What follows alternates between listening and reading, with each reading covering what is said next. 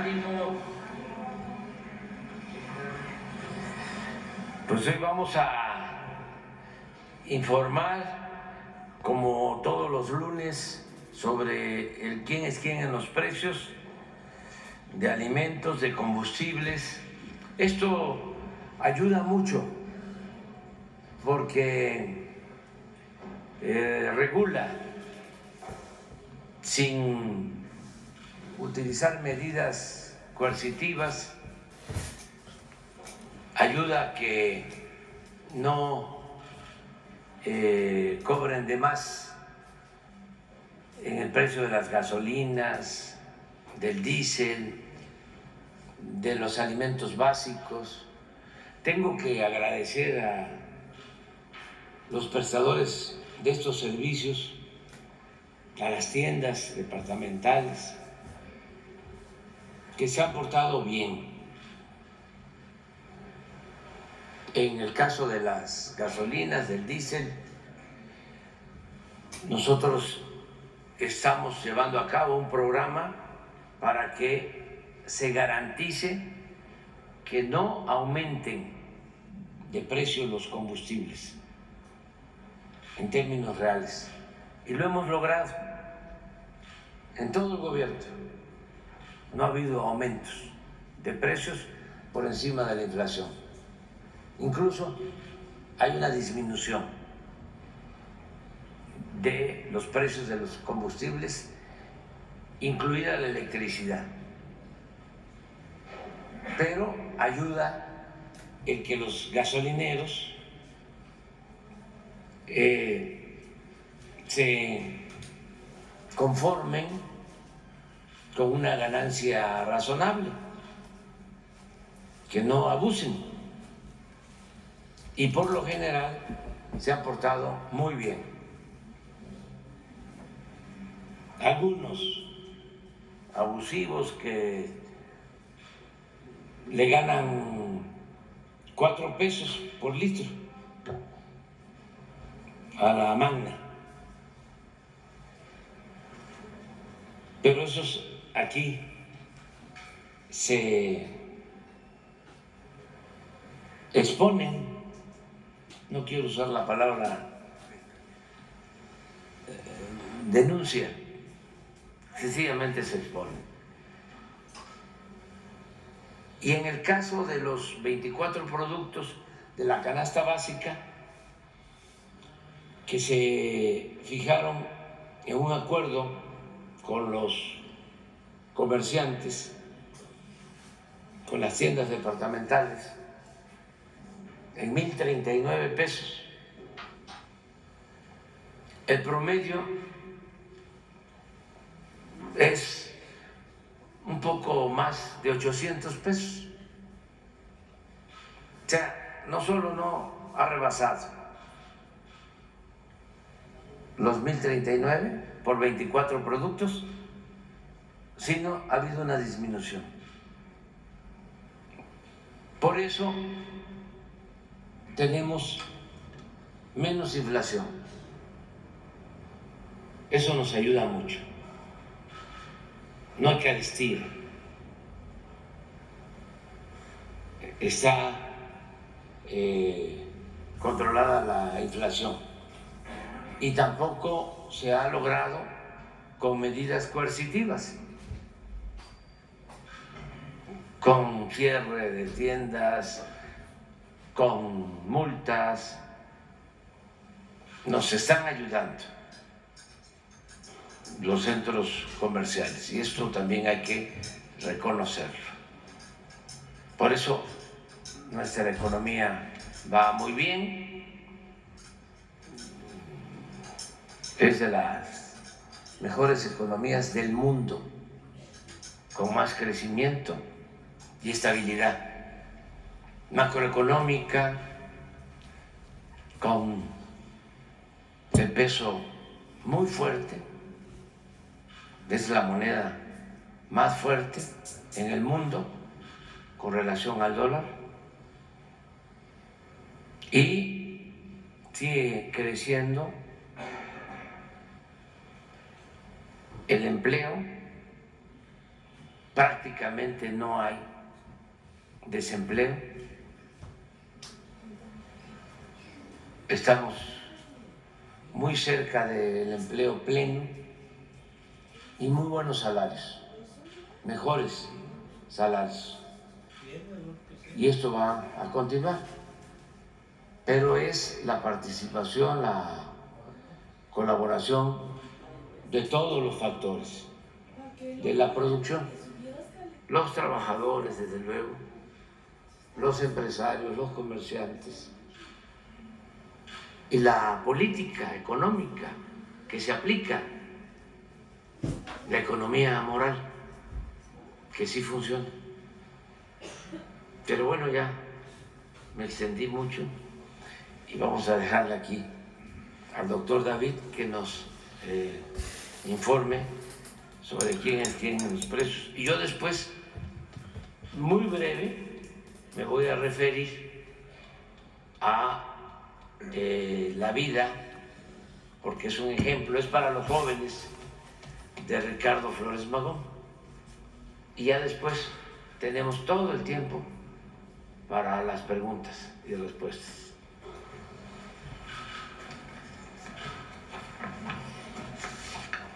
Muy buenos días a todas y todos ustedes. Señor presidente, buen día. Excelente inicio de semana. Pues damos inicio en esta ocasión con el quién es quién en los precios de los combustibles y tenemos que para el 7 de marzo el precio de la mezcla mexicana de petróleo se cotizó en el mercado internacional en $73.55. En este caso, también para esa fecha, los precios promedio de los combustibles, en el caso de la gasolina regular, tuvimos el precio de 23 pesos con 3 centavos por litro. En el caso de la Premium tuvimos el precio de 24 pesos con 78 centavos y 24 pesos con 74 centavos promedio por litro de diésel. A partir del viernes pasado, durante esta semana, tendremos incentivos fiscales. En el caso de la gasolina regular, 16.8% y en el caso del diésel, 8.8%.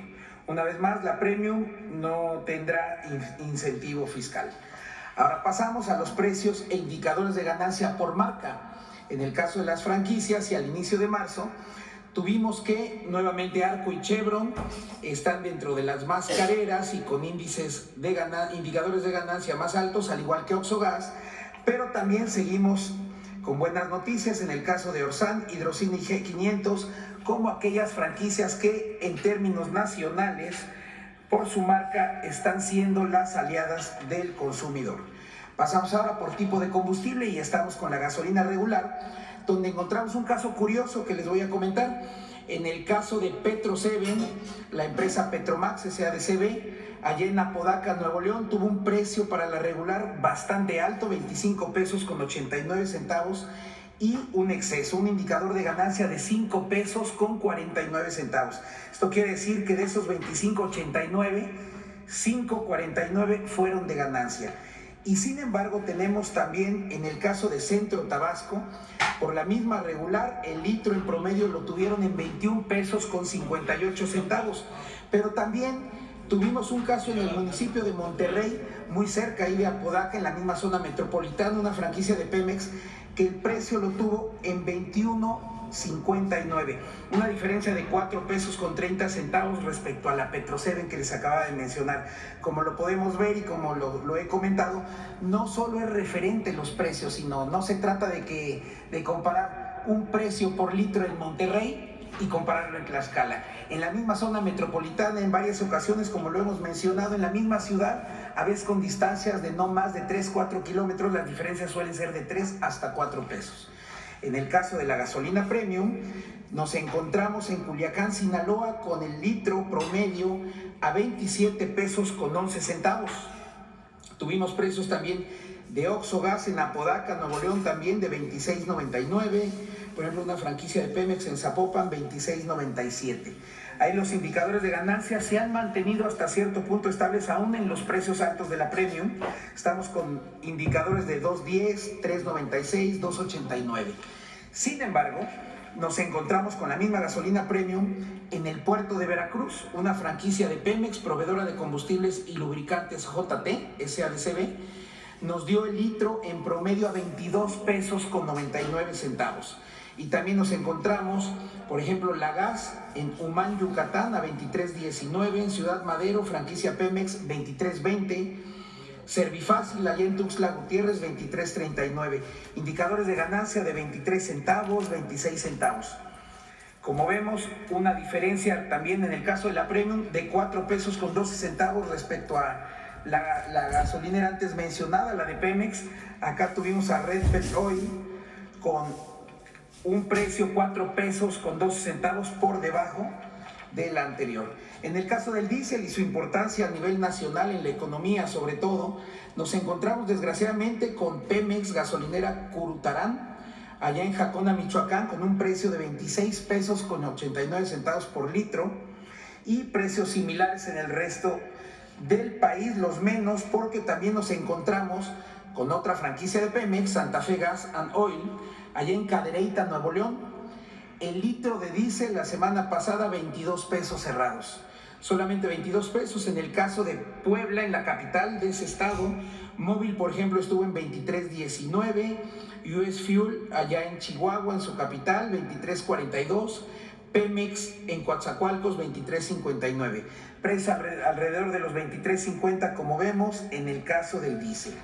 Señor presidente, en el caso de los temas de verificación, le reportamos que atendimos 301 denuncias, realizamos 325 verificaciones y o visitas de constatación, se negaron a la colocación de sellos de inmovilización, una gasolinera en Vallehermoso, Tamaulipas, encontramos una gasolinera en Chontla, Veracruz, con irregularidades en dar litros de a litro, y 3 gasolineras se negaron a ser verificadas, una en Veracruz y 2 en Michoacán.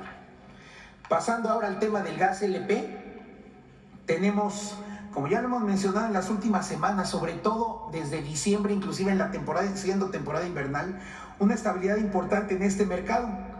Y les comento que al día 6 de marzo, en el caso del gas por kilogramo, según el referente internacional, este estuvo en 21 pesos con 91 centavos, en contraste con el precio promedio a nivel nacional que tuvimos aquí en México de 19 pesos con 85 centavos por kilogramo.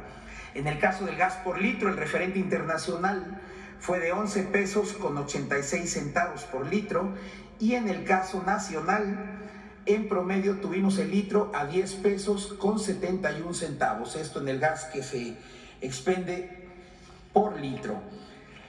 Tuvimos en el esquema de precios máximos que implementa la CRE en las 222 regiones del país, 813 verificaciones, y en todas ellas se cumplieron en cuanto a los precios máximos en su respectiva región. Nos encontramos, por ejemplo, en el gas estacionario, que el litro se vendió en 10.18 pesos en el caso de Velagas, allá en Ixtlahuacán de los Membrillos, en Jalisco, 70 centavos por debajo de su precio máximo en esa región. Y encontramos otros casos en La Piedad, Michoacán, gas especial, en Guerrero, gas mundial de Guerrero, Tlaxcala, gas imperial, etcétera. Otros casos donde se vendió el litro por debajo de su máximo. Y en el caso del gas por kilogramo, el que más se vende, el que se expende por cilindros, encontramos en Zapotlanejo, Jalisco, el caso nuevamente, lo volvemos a encontrar a Gas Butep, quien el kilo lo dio en 19 pesos con 85 centavos, 71 centavos por debajo de su máximo. Casos también en Michoacán, Chiapas, Guanajuato, Sinaloa y Oaxaca. En el caso de las verificaciones que ya les mencionaba, de esas 813, solo 2 tuvieron infracción. No se inmovilizaron ni básculas, ni vehículos, ni instrumentos de medición, y solamente de 9 lotes, 5 cilindros fueron inmovilizados por condiciones de inseguridad. Y como bien lo mencionaba el señor presidente, pasamos ahora al tema de quién es quién en la canasta básica.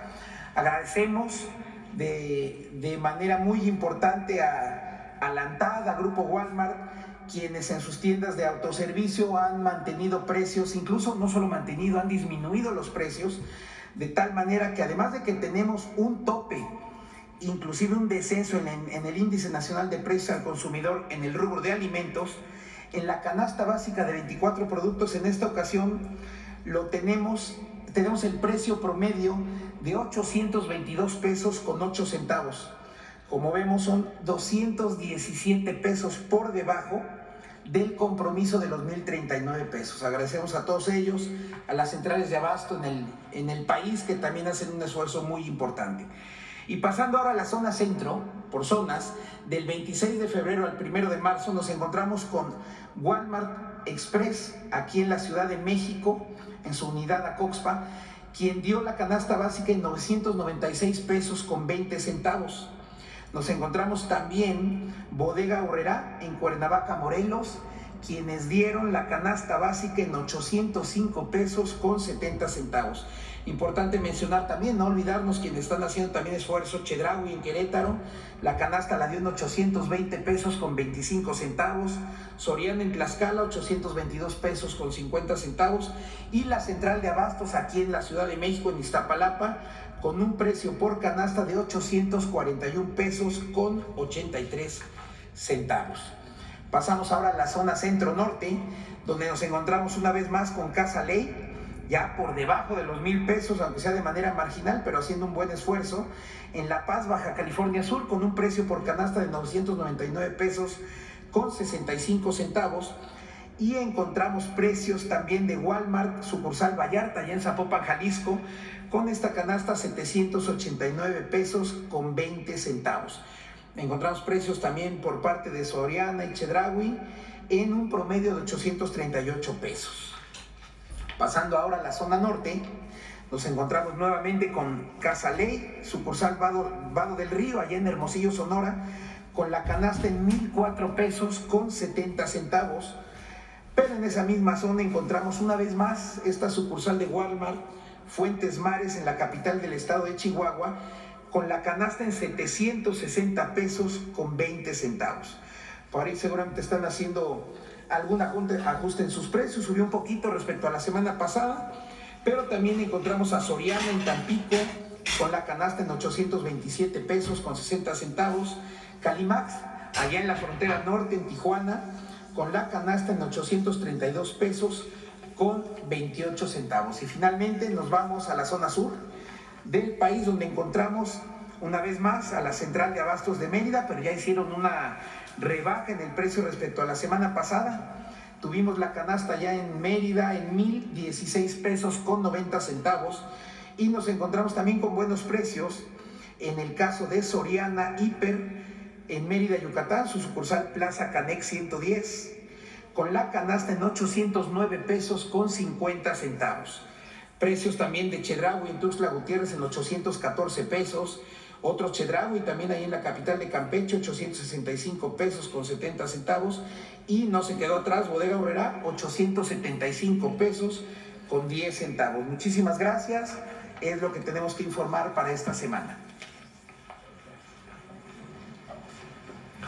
Si les parece, vamos al comentario sobre la vida de Ricardo Flores Magón. Es una reseña de libro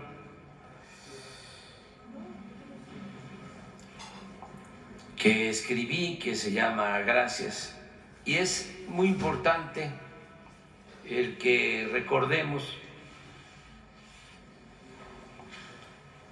el hecho de que somos los mexicanos fruto de nuestro pasado cultural y de nuestro pasado histórico, que de ahí viene lo que se conoce como la idiosincrasia de nuestro pueblo,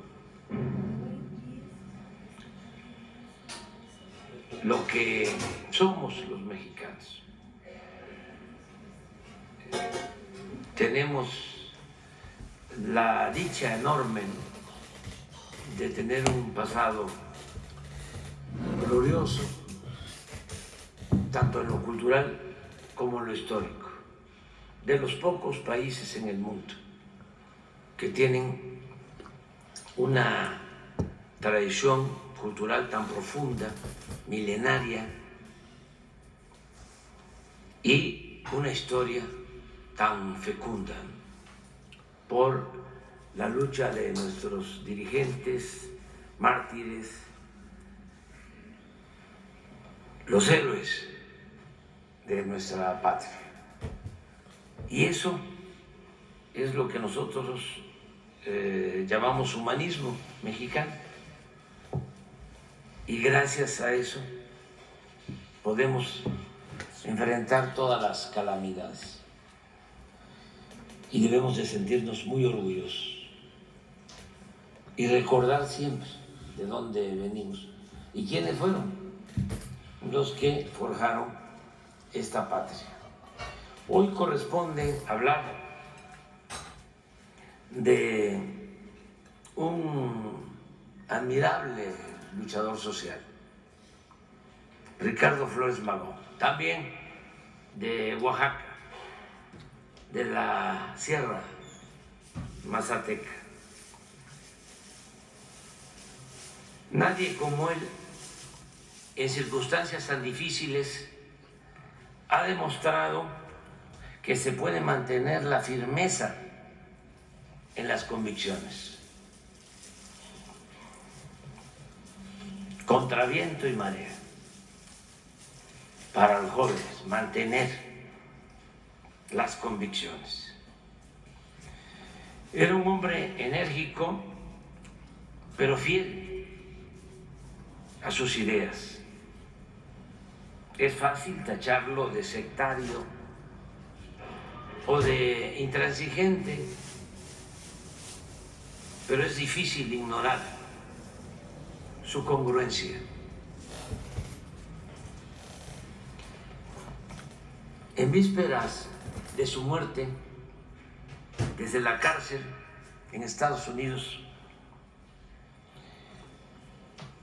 explica a su amigo Nicolás Bernal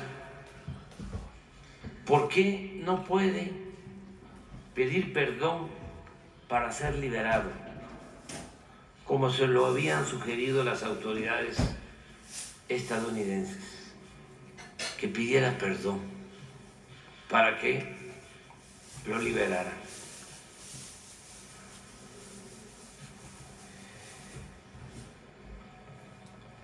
Lo cito: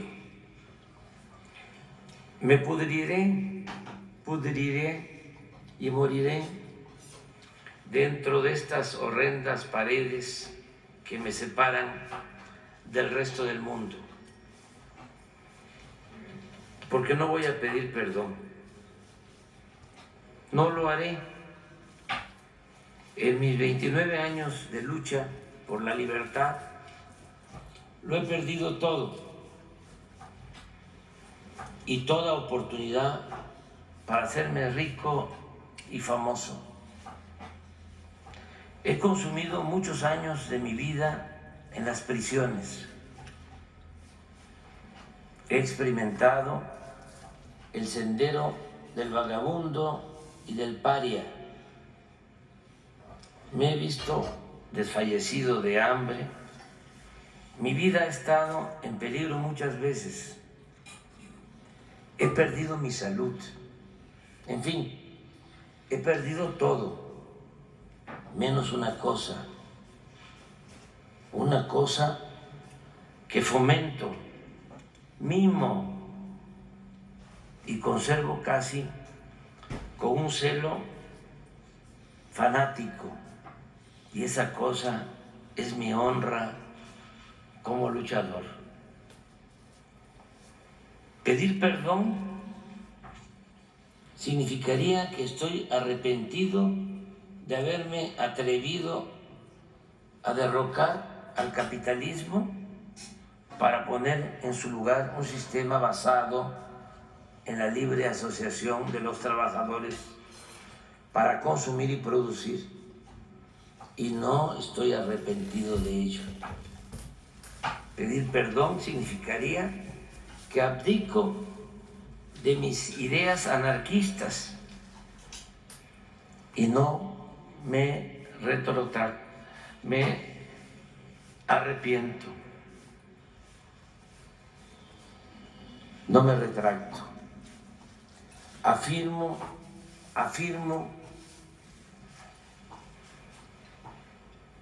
que si la especie humana llega alguna vez a gozar de verdadera fraternidad y libertad y justicia social, deberá ser por medio del anarquismo. Así pues, mi querido Nicolás, estoy condenado a la ceguera, a morir en la prisión, mas prefiero esto que volver la espalda a los trabajadores y tener las puertas de la prisión abiertas al precio de mi vergüenza. No sobreviviré a mi cautiverio, pues ya estoy viejo, pero cuando muera, mis amigos quizá inscriban en mi tumba: aquí yace un soñador. Y mis amigos: aquí yace un loco. Pero no habrá nadie que se atreva a estampar esta inscripción: aquí yace un cobarde y traidor a sus ideas. Hasta ahí la cita. En la noche del 20 de noviembre, fíjense la fecha, 20 de noviembre de 1922, a unas horas de dejar la prisión, en virtud de un indulto solicitado por el presidente Álvaro Obregón y concedido por el presidente de ese entonces de Estados Unidos, mientras dormía, unas manos gigantescas a través de los barrotes de la celda lo tomaron por el cuello. Hubo un breve y salvaje enfrentamiento, una lucha, y Ricardo murió estrangulado. Desde luego, el parte oficial fue otro. El director de la cárcel declaró que Ricardo había muerto de un ataque al corazón, incapaz de resistir la alegría de haber sido liberado. Su funeral fue muy parecido al del expresidente Sebastián Lerdo de Tejada. Lerdo de Tejada falleció en Nueva York, en Estados Unidos. Lo había expulsado de la presidencia Porfirio Díaz. Lo había expulsado por la fuerza. Y Lerdo decidió no regresar. Y en pleno porfiriato fallece y lo traen. Y el pueblo lo reconoce. Igual en el caso de Ricardo. Su cuerpo fue embalsamado en Los Ángeles y la Alianza Ferrocarrilera lo trasladó, los trabajadores ferrocarrileros lo trasladaron hasta la Ciudad de México. En todas las estaciones importantes, Chihuahua, Torreón, Aguascalientes, Querétaro, bajaban el cuerpo. Era, después de todo, una de las escasas oportunidades que tenía el pueblo de rendir homenaje a uno de sus héroes auténticos. Madero, como vamos a ver, fue enterrado clandestinamente por sus asesinos, y Huerta prohibió la manifestación de duelo. Villa y Zapata caerían abatidos a traición y se irían a la tumba sin recibir el homenaje al que su grandeza los hizo merecedores. El mismo Carranza sería sepultado de un modo discreto, rodeado de espías y polizontes. Pero Ricardo Flores Magón, después de 25 años de ausencia, porque toda su vida política, su lucha, la hizo en Estados Unidos, volvió a su patria muerto cuando su recuerdo estaba más vivo que nunca. Las mujeres lloraban al paso del féretro. Muchos trabajadores y campesinos llevaban flores y lazos negros. Al llegar a la Ciudad de México fue velado en el salón principal de la Alianza de Ferrocarrileros. Sus restos se encuentran en el Panteón Civil de Dolores, en la rotonda de las personas ilustres, y sus ideales, que esos no mueren, los ideales de los dirigentes permanecen más vivos que nunca. Eso es Ricardo Flores Magón. Mañana vamos a hablar de Francisco I. Madero. ¿Por dónde empezamos? Va a alcanzar, va a alcanzar. Va a alcanzar. Muy buenos días, señor presidente. Janet Galindo, de Grupo Transmedia La Chispa, Campeche, Tabasco, Yucatán, Quintana Roo, Petrolera, Estado de México.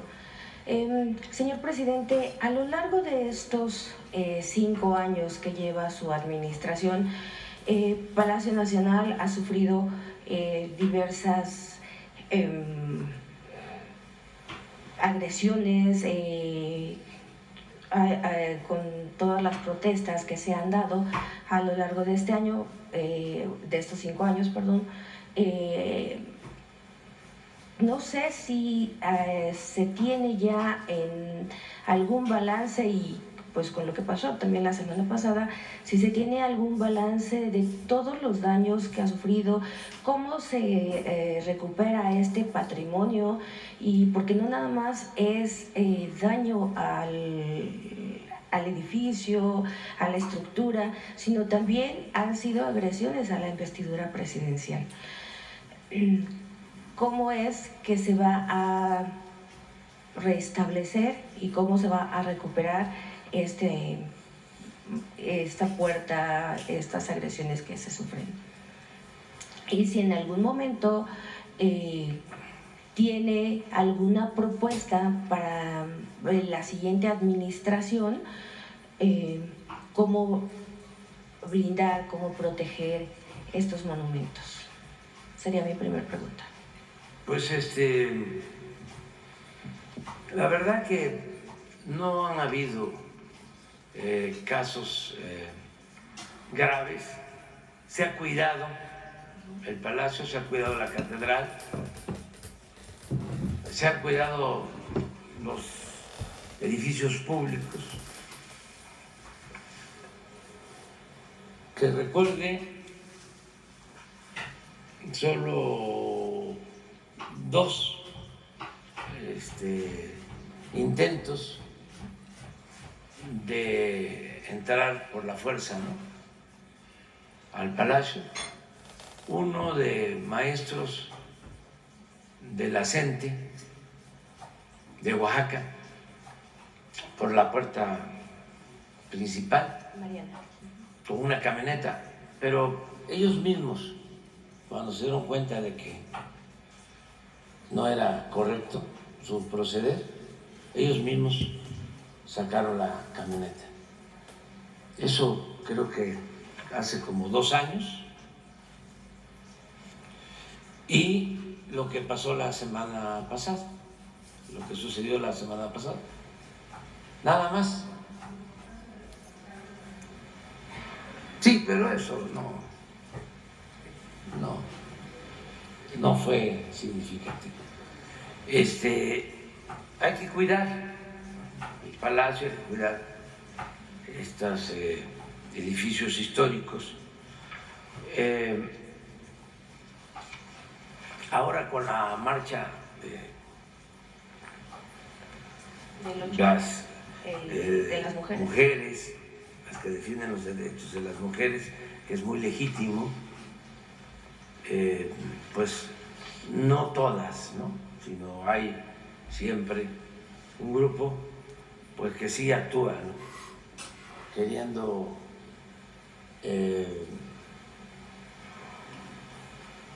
quitar las vallas, ¿no?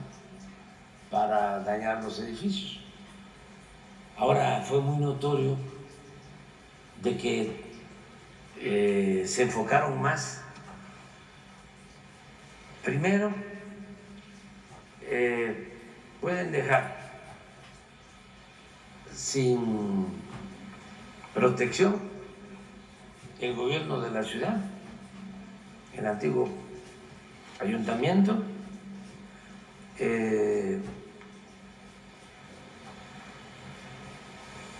y no hay problema. Los dos edificios más atractivos para causar daño y escándalo son el Palacio y la Catedral. Y en esta última ocasión se enfocaron más a la Catedral, pero había vigilancia. Quiero agradecer mucho, bueno, primero a todas las mujeres, pues porque las que se manifestaron, por lo general fue una manifestación pacífica. Agradecerles eso, porque la no violencia es lo más eficaz para luchar por los ideales. La resistencia civil pacífica. No se puede enfrentar la violencia con la violencia. No se puede enfrentar el mal con el mal. El mal hay que enfrentarlo haciendo el bien.